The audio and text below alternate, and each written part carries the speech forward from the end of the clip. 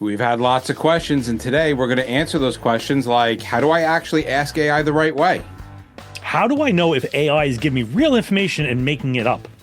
Should we trust the AI the same way we trust the ERG, the SDSs, and the NIOSH? Can AI help interpret instrument readings? And a bunch more, so listen up.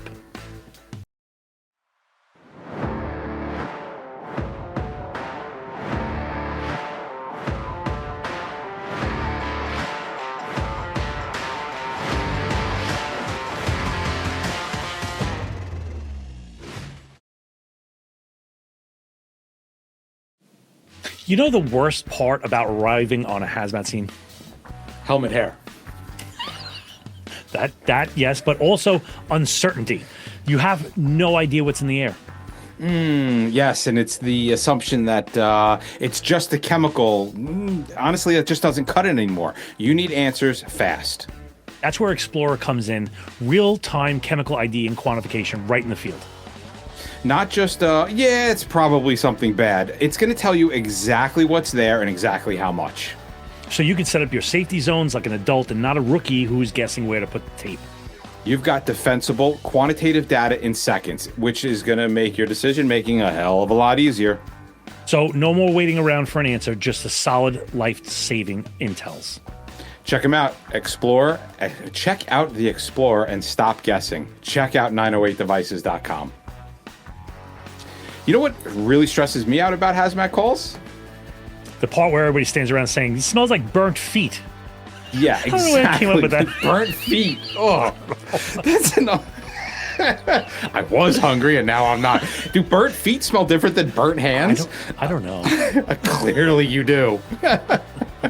But to some degree, yeah, it's the guessing, not the tactics. That's why Teledyne FLIR Defense built detection tools so we don't have to keep doing that. They have real sensors for real CBRNE threats. They're not newcomers to the game. They've been around for over 30 years helping first responders actually know what it is that they're dealing with. And hazmat, homeland security, public safety, ugly scenes, clear answers. The more you know, the smarter you can operate. Check out Teledyne FLIR Defense, any threat, anywhere, without the mysteries. And as we promised, we are looking into solutions for battery fires. Many companies have put their products in front of us, and there's been one noteworthy one because we found that it actually extinguished lithium-ion batteries fires. It works on multiple classes of fire. It helps prevent the fire from spreading, and it prevents the lithium-ion batteries from reigniting. And before that keyboard warrior starts caps locking, asking for proof, the links are in the show notes below for UL Class A and B, as well as BSI for 10 categories, including lithium-ion batteries. And despite the objections to our neighbors, we have put this product through our own field tests, and we're kind of impressed with the results. Now we suggest that you do your own myth busting. You can do it in your backyard like us if you want, but it is available in a variety of options to integrate into your current process. So access information by checking out firesuppressionsolutions.com or click on the link in the show notes. This is another episode where I'm excited to do things. Yeah, of course you are, because this is like you're the Uber expert in, and I know so little about it that I have to come to you and be like, Bobby, give me information, please, my love. How do we do this? I don't know. I don't know. This is no different than the 8 o'clock in the morning phone calls that Bobby gets from me when my tech explodes, and I'm like, oh my God, man, I don't know what's going on. And he just rolls his eyes and he walks me through it. So what we did, right? We did the 3 episodes of the AI, and it led to a waterfall of questions. Some of them are very similar. Some of them were different. We kind of took the top 9 or 10 and we put them through into this kind of question answer. I, of course, will be asking Bobby these questions and getting his answers on them because honestly, you don't want my opinion on technology. I barely know how to turn the microphone on for the show, which I had to do before the show and had difficulty times. So I will be asking your questions to Bobby, and Bobby is definitely the expert to be answering these bad boys. All right, let's do it. Good? Yeah. All right. Question 1. Hey guys, I've been trying to use AI to look up chemicals and hazards, but sometimes the answers seem vague and not helpful. Is there a specific way that we should be asking questions to get accurate responder level information instead of generic internet crap? Okay. All right, this is very much a today question. So if you're listening on or about February 20th or so in 2026, this is going to be accurate. If you would have asked me this question 6 months ago, this would not be accurate. So in 6 months, I don't know where we're going to be. But right now, if you have to give it context, I find that the more you speak to it, the better the picture you paint, the better it is. So give it like a role and even an objective, like what you're looking to get out of it. There was about 6 months ago, there was prompt engineering. That was a big thing on the internet. And they would write these elaborate freaking things. It's gotten so good now that you can give it a little bit of this context, role, and objective and get it to going. So it doesn't search. It reasons based upon what you tell it. And the more context you give it, the better the answer out. So if you give it a crappy prompt like, tell me about chlorine, it's going to give you just like a generic thing. And it's like, oh, that's not what I'm looking for. But if you say something like, act as a hazmat technician, I want you to analyze chlorine, maybe a release from a tanker, rail car, and it's coming out the side, the bottom outlets, let's say, and I want to predict the behavior, let's say monitoring strategy, PPE suggestions, hazards, weather, that kind of stuff. And it will give you way better of an output. And the reason why it works is because you defined a role, the scenario, and then your output format. What you were looking for is the output. So if you do this, you're going to be able to get answers, output, I guess, more to, it's proportionally to what garbage in is garbage out. If you say dance clown, it's not going to dance very well. But mine still hasn't danced yet. But so you're almost saying that you have to give it a filter to look through, right? Like if I were to say, come at this from the point of view of a hazardous materials technician, it's going to give me a different answer than I were to say, hey, I'm doing a college essay on chlorine. Talk to me about what would happen during a chlorine leak. Right, or I'm the mayor of the town. What do I concern? It'll give you a completely different output. How can somebody, just a quick follow-up on this in my own head, how can somebody keep up with this prompt? You had said before, like 6 months ago, it was totally different. Now it's totally different. Like, what do you do to keep up on how to ask questions? Oh, no. I spend way too much time flipping through Reddit. I'm in about 70 or 80 different AI groups. And sometimes it's just somebody says something. I'm like, wow, I wonder if that can be used in hazmat. And then I'll come back and I'll start playing with that. And that's where there's an awful lot of chat about these things that I bring back. This tool sucks. This tool's amazing. And there's like 7 or 8 tools out there that are kind of contenders, but the prompting and that whole thing is a thing, but it's evolving very quickly. I got to say, if you're not watching what's going on at least once every other week, it's changed. So you either keep your eye on it or you get left behind or you wait for an update from us. Yeah, pretty much. Yeah. All right. New series of shows. Well, and listen, it's evolving information, right? And it is definitely something that's changing from time to time. All right, question 2. This one, if I had to categorize the most popular type of question, this would be the most popular category that we got as far as questions in the mailbag. And it has to do with making sure that the information you're getting is real. I've heard AI can hallucinate and give false information. On hazmat scenes, that's obviously dangerous. How can we tell if AI is telling us actual, reliable information? All right, I'm going to give you 2 parts on this one because I've used both successfully. Is that, first off, understand that AI can be wrong. AI can be wrong. It's less wrong. It used to hallucinate a lot. The models today are much better. But you got to verify like a junior technician or whatever it is, or a new guy, right? It doesn't actually know anything. It just is very good at predicting patterns and picking up on patterns. So it can generate an incorrect chemical property or number. So you're going to have to check that out. So I've found mixed outputs with asking it to cite sources, right? So you can say, well, where did you see this? I've seen it just completely make up the section. I'm like, there is no section 43 in NFPA. Like, that's not even a thing.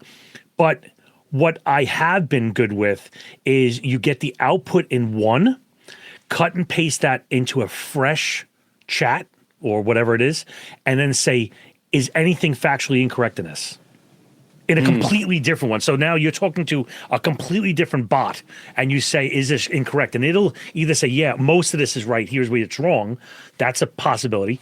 But it might output ERG, SDS, NIOSH, that kind of stuff. Another one is when you're giving me an information, give me the links to prove it. And it can give you the actual clickable URLs.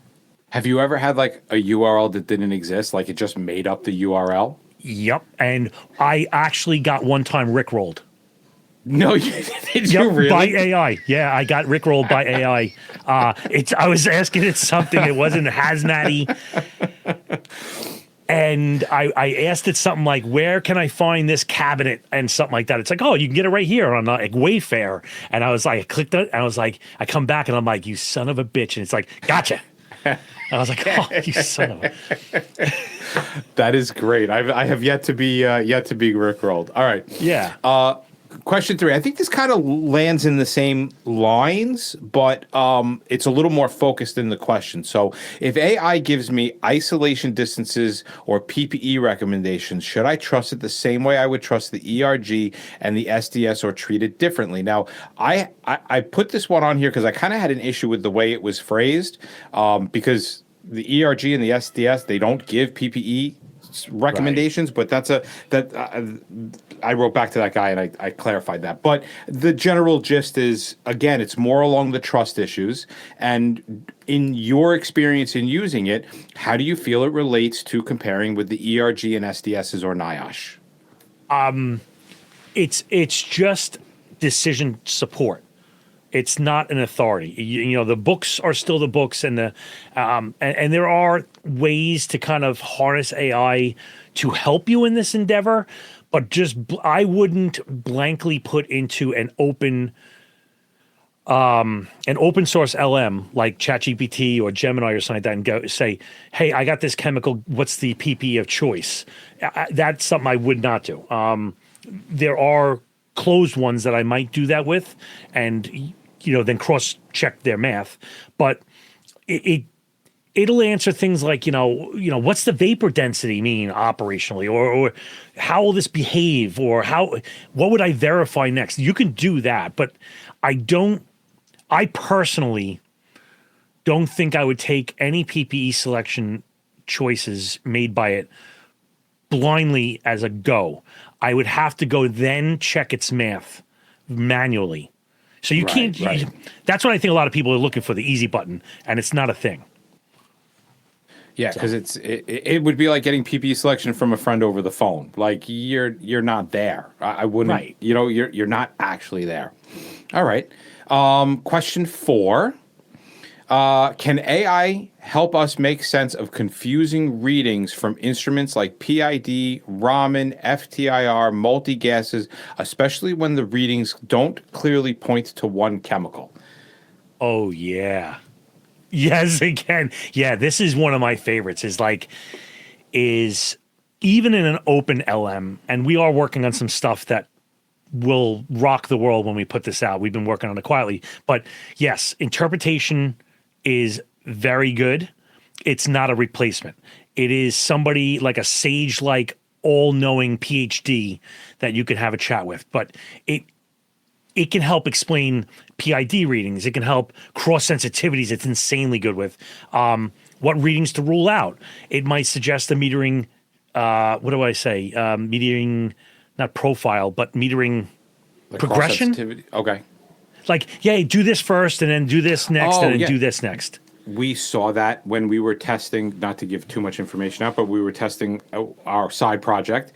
And it gave, long story short, I put an actual run in there that I had, and it gave the first answer that it gave 4 different possibilities. The first one was the right answer, the answer that we came to on scene. However, it took us 45 minutes to come to this conclusion on scene, and the bot that we're developing did it in 30 nanoseconds, something like that. And then, right? And then it was like, if you want to confirm any one of these are the next steps to do, and let me know what the readings are on your meters for this. Like, so you know, take out your Draeger. What does your Draeger, whatever, colorimetric tube say? What does your PID say? What does this say? And then it would it narrowed it down, but the first choice, it absolutely, even I know 100% that this answer is right. Yeah, it could do like, hey, the PID's high and the LEL is 0. Well, then it's like you're looking at a toxic vapor and an non-flammable gas, and it'll say, hey, listen, put it down versus high, and that'll even start bringing more information out. But it doesn't replace actual field verification, like actual metering. It's not going to help you with monitoring procedures or techniques. That's still a technician level skill, but it can give you like a plan, I think. So, but more questions. But before we get into that, yes.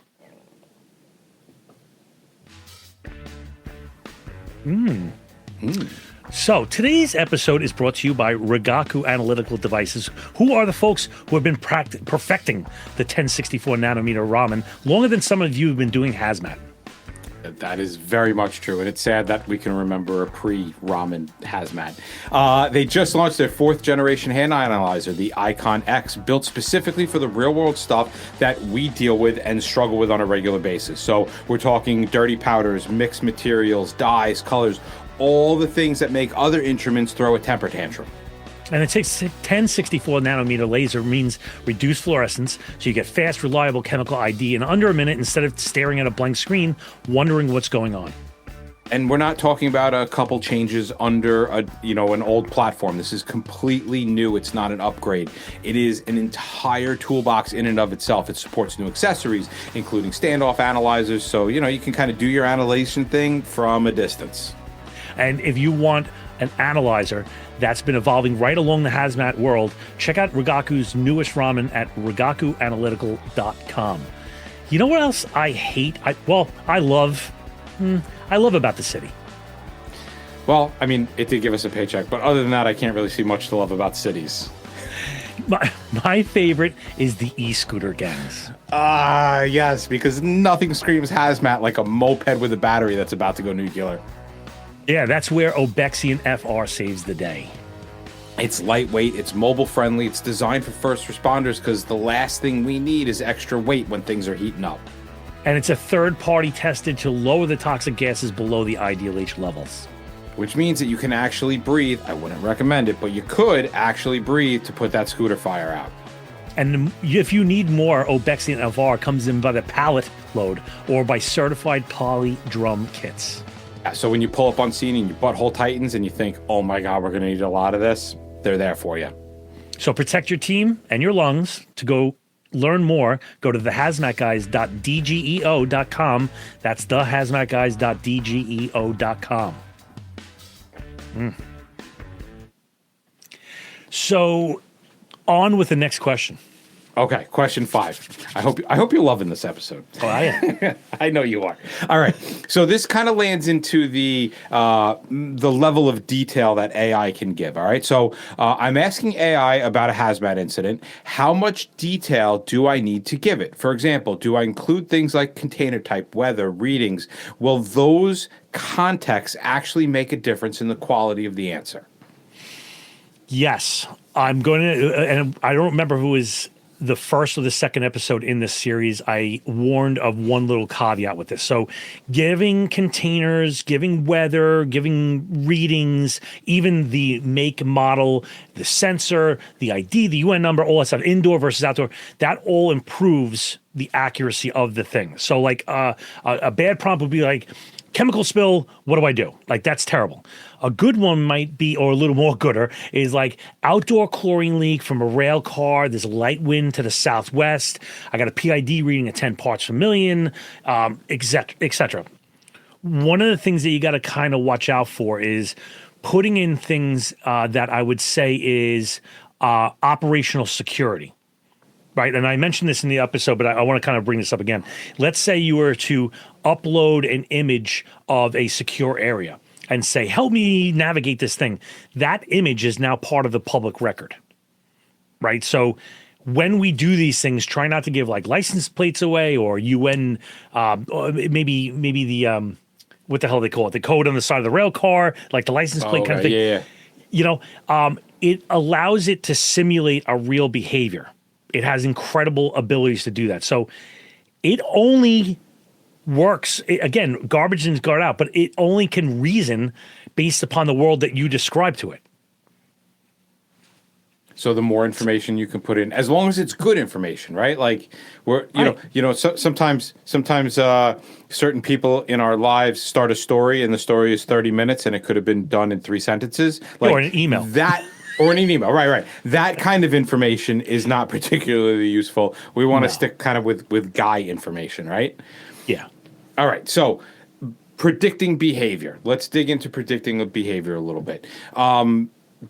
Can AI actually help predict how a chemical will behave, like whether it's going to vaporize, pool, or travel based upon the chemical and the environment? Yes. I believe it can. It is really good at looking at like chemical and physical properties and physics and topography and humidity and temperature and elevation and all that stuff changes things. So it will help you predict things like vapor versus pooling behavior, like dispersion trends, like exposure risks, flammable hazards, all that kind of stuff. It aligns eerily well with GEMBO, right, which is our stresses, our breaches, our releases, engulfment, contact, and that kind of crap. It's really good with that. So when you say I'm looking for the API of a problem or predictive modeling of a problem, it's incredibly good with that kind of stuff. Like pre-planning and thought-provoking things to bring up in a circle. Like if I was doing tech ref and I want to be prepared because I want to knock their socks off. If I just came up with my book of facts and I said, okay, here's all the facts, and somebody fires a question at me, and I'm like, I didn't think of that. Yeah, like this, you can feed all that crap in and say, what am I missing? And it'll be like, oh, you didn't consider this. You're like, and you come into that thing a little hotter and you're ready. Or kind of like a prove me wrong. Now, you talked about the topography before. Does AI have the ability in the current technology to be able to pull topography maps and weather and combine them together in a logical thought process? Or are we still working, like, do you still have to go to like the National Weather Service to get plume modeling to that degree? Wow. I don't think I ever did topography. I don't know why I said that. I said that. I don't know. You know what? I bet you there is detailed topography. I wonder if it has access to it. Some of these things you got to think of like are behind a paywall. Like specifically, like I'll give you a great example is like NFPA. Like everybody has questions about NFPA. Everybody has questions about the law. OSHA is publicly put out there. That's easy to get the interpretation letters and OSHA and that stuff like that. But NFPA does not put it out there. And though they don't put it out there, it is findable. Yes, very much so. Right. So the problem is that when you're making a decision, what it found, is it the most current version? I don't know. That's true too, right? Because and I guess that would be true for a lot of different things. Like you're having it go and do research. Is that research changing on a regular basis? And is it reflecting the most accurate, which again is just another reason why you always want to look over any of your answers. That's why I'm very much okay with doing chemical physical properties and GEMBO and that stuff. Because chemicals haven't changed in millions of years, so like it's accurate if it's accurate. But remember, a lot of this stuff is, where did it train? A stunning amount of the training came from Reddit. A lot of it came from Wikipedia. So not to get in the weeds, but like if you wouldn't trust Reddit and Wikipedia as your gold standard location to get your tech ref, then second guess it. And I'm actually oddly okay with Wikipedia as Me too. reference guide. Yeah, there's a lot of people out there that are like, oh, no, but Jim Davis actually has got a study that shows how accurate the science end of Wikipedia is. Like, yeah, people can go in and change shit, but people in the science world don't tend to do that. Like, they just, we're creepy, weird like that. Like, we're like, no, like, we want the truth. So it tends to be pretty trustworthy. I wouldn't depend on it for the measurements of Paris Hilton or something like that. But the chemical structure of like, a molecule, I'm pretty solid on that. All right. The 1990s call, they want their reference back, Bob. All right, last question. What mistakes should responders avoid using AI? What are the biggest mistakes hazmat responders make when doing AI, especially early on? And we've definitely played with it a lot. I think we got quite a bit of experience in like that didn't work out the way I thought it would. Yeah, it's a lot of people thinking that AI is just going to do all the work for them, and it's not. It can pattern, unpattern. It can predict. It can do that kind of stuff, but you're still going to blind trust is a problem. Crappy, vague prompts are going to be a problem. Not verifying. Oh, you should wear a level A, and just going, yes, sir. I'm going to go down. No, it's not. It's not. Even with like we used to say, Google it. Right now, everybody just AI it, GPT it, or whatever it is. Now, Google led you to a web page for you to do your research, and now it does all that research for you, and it brings it all together. And there is that possibility of a hallucination, and it could be a thing. So, like using AI without operational context is a weakness. So, it's a force multiplier. But only if you can speak. Like I think everybody in where we work and stuff like that now speaks pretty fluent AI. Like in the beginning, I was teaching and saying, "Oh, use this model for this and use this for that," and now I think we know where to push for what outputs we want. So it's and you always know in a class when it happens. Right? Like you're teaching a class and they give you like an answer right off the bat and you're like, you mofo. What are you? Yeah. Let me see your phone. Yeah. Not that we discourage it by any stretch of the imagination, but it's nice to know when people in the class are using it because it becomes a training point and it is a tool. So we absolutely allow it in the classroom. Yeah, I'm in with it. So, one more? If we want to, you want to Let's do one more. We got the last one. Let's do it. All right. I guess this is people trying to kind of predict the future. Do you see AI eventually replacing hazmat technician decision making, or is it always going to be more of a support tool? If not, should we wait until AI can replace a technician's judgment?